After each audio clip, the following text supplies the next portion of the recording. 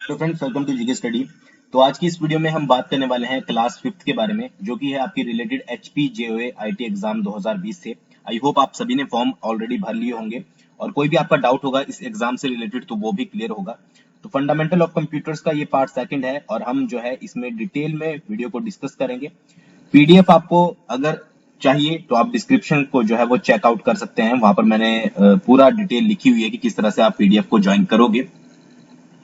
तो चलिए वीडियो को शुरू करते हैं। बट उससे पहले बहुत से लोग पूछ रहे थे कि बुक्स कौन सी हमें यूज करनी चाहिए। तो एचपीजीके के लिए आप हिमाचल दर्पण को जो है वो यूज कर सकते हो। हिंदी के लिए आप हिमाचल हिंदी दर्पण यूज कर सकते हो और इंग्लिश के लिए बेसिक ग्रामर या फिर ल्यूसेंट आप यूज कर सकते हो। कंप्यूटर की क्लासेस ऑलरेडी चली हुई हैं, तो अब अगर आप यहाँ से भी देखोगे तो आपका पूरा हो जाएगा। या फिर आप मैंने ऑलरेडी आपको पहले भी बहुत सी वीडियो में बताया है कि कंप्यूटर को आपको जो है वो कैसे कवर करना है। ठीक है, तो आज का जो टॉपिक है वो है आपका जनरेशन से रिलेटेड कि जो कंप्यूटर जनरेशंस होती हैं वो क्या होती हैं, क्या क्या उनके अंदर आपको पढ़ना है और किस तरह से जो है उसको कवर करना है।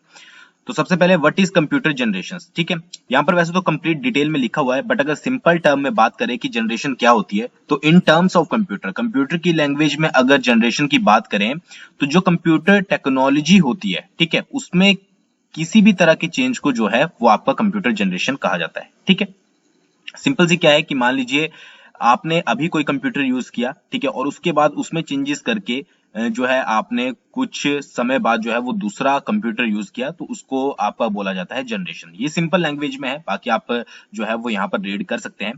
पहले क्या था कि जो आपका जनरेशन था उसको यूज किया जाता था हार्डवेयर की टर्म में, यानी कि सिर्फ हार्डवेयर के केस में जो है आपका कंप्यूटर जनरेशंस को यूज किया जाता था। बट आज के टाइम में जो है वो आपका हार्डवेयर हो चाहे सॉफ्टवेयर हो, दोनों में जब चेंजेस हो जाते हैं, दोनों में जब कुछ मेजर चेंजेस किए जाते हैं, तो उसको एक नई जनरेशन का नाम दे दिया जाता है। ठीक है, ह्यूमन बीइंग में आपको पता ही है, फॉर एग्जाम्पल आपके पहले दादाजी थे, ठीक है, उसके बाद आपके फादर आए, उसके बाद आप आए। ठीक है, और पहले जो थी वो आपका एक तरह से एग्जाम्पल ले लीजिए, पहले जो है वो चिट्ठी वगैरह लिखी जाती थी, उसके बाद आपके बेसिक फोन यूज हुए आपके फादर के टाइम में, और अब आप जो है वो टच स्क्रीन का यूज करते हो। ठीक है, तो किस तरह से जो है वो मीडियम में चेंजेस होते गए, तो उनको जो है बेसिकली जनरेशंस कहा जाता है। और इन केस ऑफ कंप्यूटर में जो है वो हार्डवेयर और सॉफ्टवेयर में अगर कोई चेंज होता है, मतलब पहले आप किसी और चीज का यूज कर रहे थे, फिर कुछ सालों बाद आपने क्या किया कि उसके हार्डवेयर में और सॉफ्टवेयर में दोनों में बहुत मेजर चेंजेस किए और एक नया जो है वो चीज लाई है, तो उसको जो है वो कंप्यूटर जनरेशंस का नाम दिया गया है। ठीक है, तो ये वैसे तो एग्जाम में आपसे पूछा नहीं जाएगा कि क्या होता है कंप्यूटर जनरेशन, बट अगर आप टॉपिक पढ़ रहे हो तो आपको सिंपल सा क्लियर होना जरूरी है कि क्या जो है वो कंप्यूटर जनरेशन होता है। आई होप आपको समझ आ गया होगा, बट एक बार मैं फिर से रिपीट करूंगा। मान लीजिए कोई कंप्यूटर है और आपने आपने कोई कंप्यूटर बनाया या फिर आपने कोई भी चीज बनाई, उसमें आपने फिर क्या किए, मेजर चेंजेस किए, तो उसके बाद जो नई चीज आई उसको आपने एक नई जनरेशन का नाम दे दिया। ठीक है, क्योंकि ये पुरानी से जो है वो ज्यादा अपडेट है या फिर ज्यादा फीचर वाली है। ठीक है, तो उसको नाम दिया गया है आपका जनरेशन। आई होप क्लियर हो गई होगी। तो यहाँ पर एक चार्ट है जनरेशन एंड डिस्क्रिप्शन। तो इस चार्ट को अगर आप अच्छे से समझ लेते हो तो आपकी मैक्सिमम वीडियो जो है वो यहाँ पर आपको समझ आ जाएगी। उसके बाद जो है हम एक एक जनरेशन को डिटेल में पढ़ेंगे, बट इस चार्ट को समझना जरूरी है। तो जो भी मैं बोल रहा हूं वो एक बार अच्छे से सुन लीजिएगा। सबसे पहले बात करते हैं फर्स्ट जनरेशन की। ठीक है, फर्स्ट जनरेशन का जो पीरियड था वो 1946 से 1959 के बीच का था। ठीक है, और इसमें मेजर जो चीजेस थी वो थी आपकी वैक्यूम ट्यूब। यहाँ पर वैक्यूम ट्यूब जो है वो सबसे ज्यादा यूज की जाती थी। फर्स्ट जनरेशन की बात कर रहा हूं मैं। ठीक है, तो वैक्यूम ट्यूब की अगर बात करें तो स्विचिंग डिवाइस जो होते थे, ठीक है, उसके तहत जो है, मतलब उस स्विचिंग डिवाइस के रूप में जो है वो आपकी वैक्यूम ट्यूब यूज होती थी। और अगर मेमोरी और स्पीड की बात करें तो आपकी मैग्नेटिक जो आपका ड्रम होता था उसको यूज किया जाता था आपका स्पीड के लिए, और जो आपकी स्टोरेज होती है उसके लिए। तो ये दो चीजें आपको याद रखनी है। पहले तो कि फर्स्ट जनरेशन क्या है, कि कब से कब तक थी, 1946 से 1959 के बीच में थी। स्विचिंग डिवाइस के रूप में जो है आपका वैक्यूम ट्यूब को यूज किया जाता था, और मैग्नेटिक ड्रम को जो यूज किया जाता था वो किया जाता था आपके स्टोरेज डिवाइस और स्पीड के लिए। क्वेश्चन डायरेक्टली बन सकता है कि निम्नलिखित में से कौन सी चीजें जो है वो फर्स्ट जनरेशन में यूज होती थी। आपके पास ऑप्शन आ जाएंगे vacuum tube, magnetic drum, transistor, integrated circuit. तो आप इजिली जो है वो फाइंड आउट कर सकते हो अगर आपको पता है। ठीक है, सेकंड जनरेशन की अगर बात करें तो सेकंड जनरेशन का पीरियड था 1959 से 1965, और इसमें जो है वो ट्रांजिस्टर जो है वो मेनली यूज किए जाते थे स्विचिंग डिवाइस के रूप में। और अगर बात करें आपके स्टोरेज डिवाइस के रूप में तो मैग्नेटिक कोर टेक्नोलॉजी जो है वो आपकी यूज की जाती थी। ठीक है, मैग्नेटिक कोर टेक्नोलॉजी। तो ये याद रखिएगा। थर्ड जनरेशन की अगर बात करें तो उसका पीरियड था 1965 से लेकर 1971 के जो है वो अराउंड, और इंटीग्रेटेड सर्किट बेस्ड जो आपकी जो है वो इसमें यूज की जाती थी। और इसमें अगर बात करें आपके स्टोरेज डिवाइस की, तो मैग्नेटिक कोर जो है वो आपकी प्राइमरी स्टोरेज डिवाइसेस के रूप में यूज किए जाते थे। ठीक है, मेनली जो आपको जो लिखा हुआ है वो याद रखना है कि सेकंड जनरेशन में ट्रांजिस्टर बेस, फिर थर्ड जनरेशन में आपके इंटीग्रेटेड सर्किट आईसी जो बोलते हैं, ठीक है, उनको यूज किया जाता था। ठीक है, फोर्थ जनरेशन की अगर बात करें तो इनका पीरियड होता था 1971 से लेकर 1980 के बीच में, और VLSI माइक्रो प्रोसेसर जो है ये बेस्ड होते थे। इसमें ज्यादा यूज किया जाता था आपका VLSI माइक्रो प्रोसेस। अब ये क्या है इसको हम आगे डिटेल में पढ़ेंगे। फिर बात करें फिफ्थ जनरेशन के बारे में, तो 1980 से लेकर जो है वो आपका अभी तक जो है वो फिफ्थ जनरेशन, मतलब जनरेशन और भी आगे हो चुकी है, बट क्या है कि जो फीचर्स फिफ्थ जनरेशन में आए थे वही फीचर्स जो है फॉलो किए जा रहे हैं। ठीक है, तो फिफ्थ जनरेशन तक ही जनरली पढ़ा जाता है सभी जगह पर। तो फिफ्थ जनरेशन में 1980 से लेकर अब टिल डेट तक जो भी चेंजेस हुए हैं, ठीक है, वो सारे फिफ्थ जनरेशन में काउंट होते हैं। बट आप अगर देखोगे लैपटॉप तो 10th जनरेशन के भी आपको मिलेंगे, बट जो उसमें चीजें होती हैं वो तब भी आ गई थी जब आपकी फिफ्थ जनरेशन शुरू हुई थी। ठीक है, और ULSI माइक्रो प्रोसेसर जो है वो जनरली यूज किया जाता है आपका फिफ्थ जनरेशन वाले जो भी कंप्यूटर्स आए थे। तो ये चार्ट आपको पता होना चाहिए कि फर्स्ट जनरेशन में क्या क्या चीजें थी, सेकंड जनरेशन कब से कब तक थी, क्या उसमें चीज यूज होती थी, थर्ड जनरेशन में कौन सी होती थी, फोर्थ में, फिफ्थ में। तो ये आई थिंक आपको क्लियर हो गया होगा। बाकी जब हम डिटेल में पढ़ेंगे तो और ज्यादा डिटेल में आपको अच्छे से समझ आएगा। ठीक है, तो सबसे पहले बात करते हैं फर्स्ट जनरेशन कंप्यूटर्स के बारे में। ठीक है, फर्स्ट जनरेशन जो कंप्यूटर थे वो 1946 से 1959 के बीच में जो है वो उनका टाइम पीरियड था, ये आपको पता ही है। और इसमें क्या है कि वैक्यूम ट्यूब्स को जो है वो बेसिक कंपोनेंट ऑफ सर्कुलेटरी, या फिर आप बोल सकते हैं कि आपका जो स्विचिंग डिवाइस है उसके रूप में यूज किया जाता था, और आपके जो मैग्नेटिक ड्रम होते थे उनको यूज किया जाता था मेमोरी और स्पीड के लिए। ये चीज मैं ऑलरेडी आपको बता चुका हूं। तो पहली बात क्या याद रखनी है आपको फर्स्ट जनरेशन से, कि टाइमिंग 1946 से 1959। दूसरी क्या है कि वैक्यूम ट्यूब आपकी यूज होती थी, प्लस आपका मैग्नेटिक ड्रम यूज होता था। ठीक है, अब इसमें क्या क्या था कि these tubes like electric bulbs. अभी मैं आपको आगे दिखाऊंगा कि जो आपकी वैक्यूम ट्यूब्स होती थी वो इलेक्ट्रिक बल्ब की तरह होती थी। तो अब इलेक्ट्रिक बल्ब की तरह है तो ऑब्वियस बात है कि ये जो है वो लॉट ऑफ हीट जो है वो प्रोड्यूस करती थी। ठीक है, और इसका इंस्टॉलेशन भी थोड़ा जो है वो फ्रीक्वेंटली होता था, वेरी एक्सपेंसिव होती थी। ठीक है, और लार्ज ऑर्गेनाइजेशन जो होती थी वो ही इसको अफोर्ड कर पाती थी। ठीक है, तो ये 3-4 पॉइंट थे कि कब हुआ था, क्या क्या चीजें यूज होती थी। बल्ब जो है वो वैक्यूम ट्यूब इलेक्ट्रिक बल्ब की तरह होती थी आपकी, तो बहुत ज्यादा जो है वो हीट प्रोड्यूस करती थी, बहुत ज्यादा एक्सपेंसिव होते थे, तो जो बड़ी बड़ी ऑर्गेनाइजेशन होती थी वही जो है वो फर्स्ट जनरेशन के कंप्यूटर्स को अफोर्ड कर पाती थी। ठीक है, फिर क्या है इसमें क्या है, generally batch processing operating system का जो है वो यूज किया जाता था। एक एक लाइन को आप अच्छे से समझ लीजिएगा क्योंकि कहीं से भी क्वेश्चन बन सकता है। बैच प्रोसेसिंग ऑपरेटिंग सिस्टम को यूज किया जाता था। पंच कार्ड हो गए आपके, पेपर टेप होगी और मैग्नेटिक टेप होगी, उसको इनपुट और आउटपुट डिवाइसेस की तरह यूज किया जाता था। कौन कौन सी? पंच कार्ड हो गए आपके, पेपर टेप होगी, मैग्नेटिक टेप होगी। तो जो भी इनपुट और आउटपुट डिवाइसेस होते हैं जिनको हम आने वाली वीडियो में पढ़ेंगे, उनको इस तरह से, मतलब जो पंच कार्ड होते थे उनको इनपुट और आउटपुट डिवाइसेस की तरह यूज किया जाता था। ठीक है, तो मशीन कोड जो होते थे वो इसमें जो है जनरली प्रोग्रामिंग लैंग्वेज होती थी, और हर जनरेशन में जो है वो लैंग्वेज अलग अलग होती गई। तो अगर फर्स्ट जनरेशन की बात करें तो मशीन कोड्स को जनरली यूज किया जाता था। तो यहाँ पर आप देख सकते हैं कि जो फर्स्ट जनरेशन के कंप्यूटर होते थे वो किस तरह के होते थे, बहुत बड़े होते थे ये। और यहाँ पर अगर आप देखोगे इस वाले सेक्शन में तो छोटी छोटी जो है वो वैक्यूम ट्यूब्स जो है वो यूज की गई है। तो इस तरह की वैक्यूम ट्यूब्स होती थी एक बल्ब की तरह पर, जिसके कारण जो है ये बहुत ज्यादा हीट जो है वो प्रोड्यूस करती थी। और आप देख सकते हैं कि कितना बड़ा साइज में है, तो इसको अफोर्ड करना जो है वो हर किसी के बस की बात नहीं होती थी। तो बेसिक सी चीजें जो है वो फर्स्ट जनरेशन के बारे में ये थी। आई थिंक जो है वो आपको अच्छे से समझ आ गया होगा। अब बात करते हैं मेन फीचर्स के बारे में। अगर आपको वहां पर भी कुछ डाउट रह गया है तो यहाँ पर आप जो है वो एक पॉइंट्स के माध्यम से जो है वो याद रख सकते हैं। सबसे पहले मेन फीचर की बात करें तो वैक्यूम ट्यूब जो है वो टेक्नोलॉजी इसमें यूज होती थी। अनरिलायबल जो है ये आपका था। स्पोर्ट मशीन लैंग्वेज ओनली, सिर्फ मशीन लैंग्वेज को जो है ये सपोर्ट करते थे। वेरी जो है ये कॉस्टली होते थे। लॉट ऑफ हीट, बहुत सारी हीट को जो है ये जनरेट करते थे। स्लो जो है इनके इनपुट और आउटपुट डिवाइसेस थे। अगर आप आज के टाइम से कंपेयर करोगे फर्स्ट जनरेशन कंप्यूटर को, तो आपको पता ही होगा कि इनपुट और आउटपुट डिवाइसेस जो थे वो इनके स्लो थे। ह्यूज साइज था इनका, आपको दिखाई दिया मैंने, बहुत बड़े साइज थे। नीड ऑफ एसी, एसी की इसमें जरूरत होती थी। रीजन क्या है कि बहुत ज्यादा हीट प्रोड्यूस करते थे, तो एसी का भी इसमें जो है वो बहुत बड़ा रोल था। नॉन पोर्टेबल थे, ठीक है, और consumed a lot of electricity, बहुत बड़े पैमाने पर जो है वो, आपको पता ही है अगर साइज बड़ा है तो बड़े पैमाने पर जो है इलेक्ट्रिसिटी को ये कंज्यूम करते थे, ठीक है। तो ये जो थे वो मेन फीचर थे फर्स्ट जनरेशन के कंप्यूटर के बारे में। अगर बात करें कुछ एग्जाम्पल के बारे में जो फर्स्ट जनरेशन के कंप्यूटर है, तो एनिएक, ठीक है, एडवेक, यूनिवेक, IBM 701, IBM 650 और मार्क 1, ठीक है। तो ये जो सारे कंप्यूटर हैं वो आपके फर्स्ट जनरेशन के हैं, जो कि आपके मतलब कि 1940 से 1956 के बीच में जो है वो आए हैं, ठीक है। तो इसके बारे में जब आप हिस्ट्री ऑफ कंप्यूटर वाली क्लास होगी तो इनके बारे में कुछ डिवाइसेस के बारे में हम डिटेल में पढ़ेंगे कि कौन सा कब आया है, ठीक है। बट फिलहाल के लिए आपसे डायरेक्टली अगर क्वेश्चन आ जाए कि IBM 701 जो है वो कौन सी जनरेशन का डिवाइस है, यानी कौन सी जनरेशन का कंप्यूटर है, तो आप आसानी से फाइंड आउट कर पाओगे कि फर्स्ट जनरेशन का जो है वो कंप्यूटर है, ठीक है। तो ये हो गया आपका कंप्लीट फर्स्ट जनरेशन के बारे में। अगर आपको समझ नहीं आया है तो आप कमेंट करके बताइएगा और अच्छे से कोशिश की जाएगी कि अगली वीडियो में आपको और अच्छे से समझाया जाए।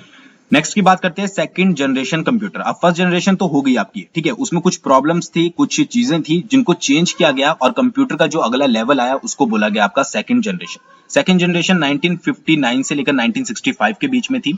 इसमें जनरेशन में क्या किया गया कि ट्रांजिस्टर को यूज किया गया, जो कि आपके चीपर होते थे, कंज्यूम्ड लेस पावर करते थे और कॉम्पैक्ट होते थे साइज में, ठीक है। अब क्या चेंजेस किया गया, पहले में आपने देखा था कि बहुत बड़े बड़े साइज हैं, बहुत ज्यादा इलेक्ट्रिसिटी कंज्यूम हो रही है, ठीक है, बहुत ज्यादा हीट भी निकल रही है और बहुत ज्यादा महंगी भी थे।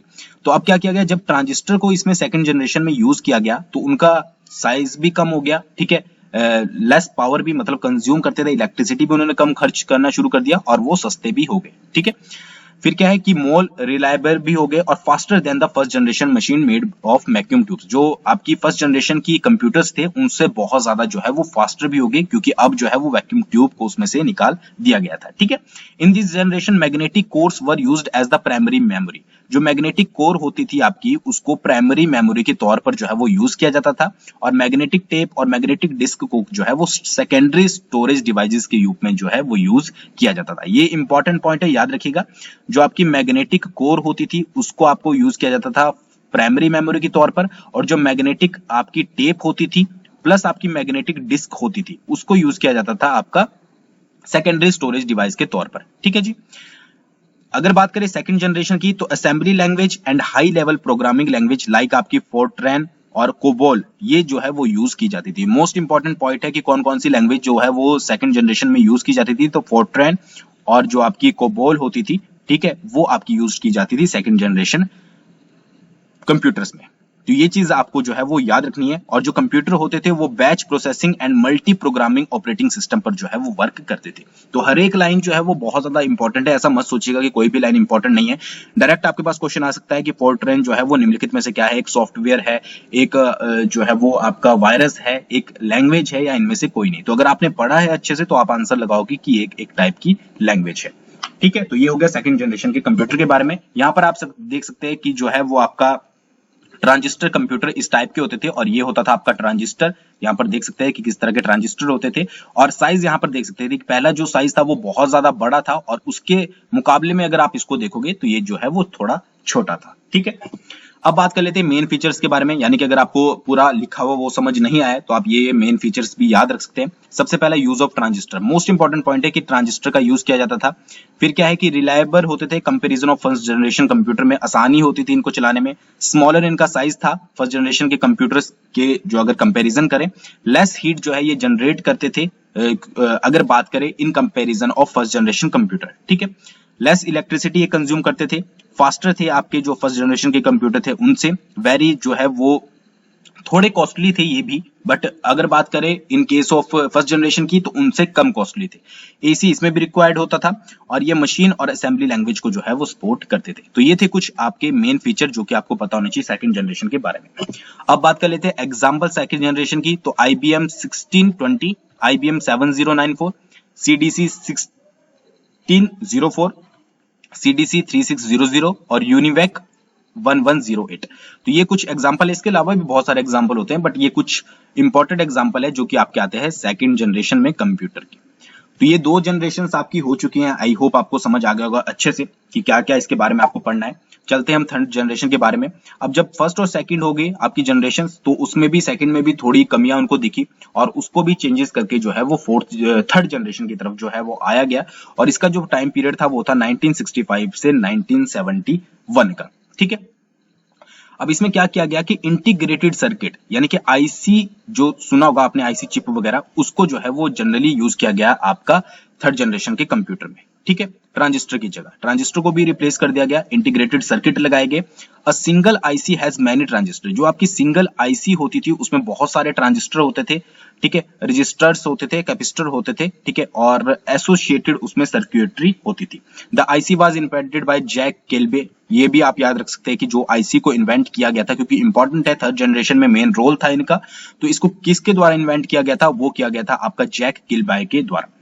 The development made computer smaller in size, अब आईसी तो लगा दी पर उससे चेंजेस क्या हुए उसको आप देख लीजिए कि इसमें क्या हुआ कि स्मॉलर हो गए साइज में, रिलायबल हो गए और मोर एफिशिएंट हो गए। ठीक है, अगर बात करें आपकी थर्ड जनरेशन की, तो रिमोट प्रोसेसिंग, ठीक है, time sharing, multi programming, operating जो है वो आपका सिस्टम यूज किया जाता था थर्ड जनरेशन में।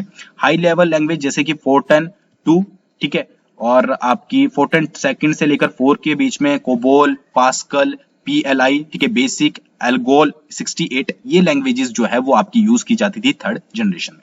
तो ये लैंग्वेजेस जो है आपको जरूर याद रखनी है ताकि कोई भी क्वेश्चन बनता है तो आप उसको आसानी से कर पाए।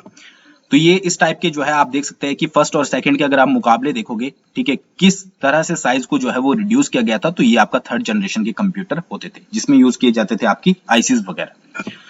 तो अगर बात करते हैं मेन फीचर्स के बारे में, तो सबसे पहला पॉइंट मोस्ट इंपोर्टेंट कि आईसी यूज की जाती थी। सेकंड है कि आपका मोर रिलायबल होता था, ये बहुत ज्यादा आसानी होती थी इसको चलाने में जो प्रीवियस 2 इयर्स के जनरेशन के कंप्यूटर थे। स्मॉलर साइज होता था, जनरेट करता था लेस हीट, फास्टर था, जो आपके, अब आपको पता ही है साइज में छोटा है तो बहुत तेजी से चलेगा। लेसर जो है मेंटेनेंस इसको चाहिए होती थी। कॉस्टली जो है ये फिर भी था, ठीक है, एसी इसमें भी रिक्वायर्ड होता था। कंज्यूम्ड लेसर इलेक्ट्रिसिटी और सपोर्ट करता था हाई लेवल लैंग्वेजेस को, वो मैंने बता दिया कि कौन कौन सी लैंग्वेजेस को ये यूज करता था। बात करते हैं इसके कुछ एग्जांपल की, तो IBM 360 सीरीज, हनीवेल 6000 सीरीज का पीडीपी जिसको पर्सनल डाटा प्रोसेसर बोलते हैं, IBM 370 और 168 और TDC 316। तो ये जो कंप्यूटर थे वो आपके यूज किए जाते थे थर्ड जनरेशन में।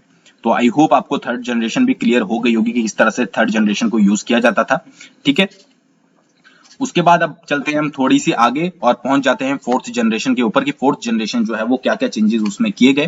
तो फोर्थ जनरेशन थी जो आपकी 1971 से 1980 के बीच में थी, और जो इसमें चेंजेस किए गए वो किए गए आपके VLSI का यूज। जो VLSI सर्किट होते थे, VLSI का मतलब है very large scale integrated circuit, इसमें यूज किए जाते थे।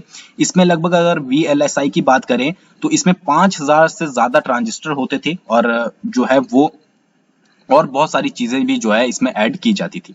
ठीक है, अब इससे हुआ क्या कि जो फोर्थ जनरेशन के कंप्यूटर्स थे वो ज्यादा पावरफुल हो गए, कॉम्पैक्ट हो गए, रिलायबल हो गए और अफोर्डेबल हो गए, यानी कि बहुत पावरफुल कर दिए गए, कॉम्पैक्ट कर दिए गए साइज में, आसानी से अफोर्डेबल हो गए, यानी कि कोई उसे ले सकता था और ज्यादा उनको आसानी हो गई चलाने में। ठीक है, as a result it give rise to personal computer revolution, यानी कि पर्सनल कंप्यूटर यानी कि पीसी को जो है वो आपका रिवॉल्यूशन मिला। यानी कि एक तरह से आप ये समझ सकते हैं कि पीसी का जो जन्म हुआ था वो फोर्थ जनरेशन के टाइम में हुआ था।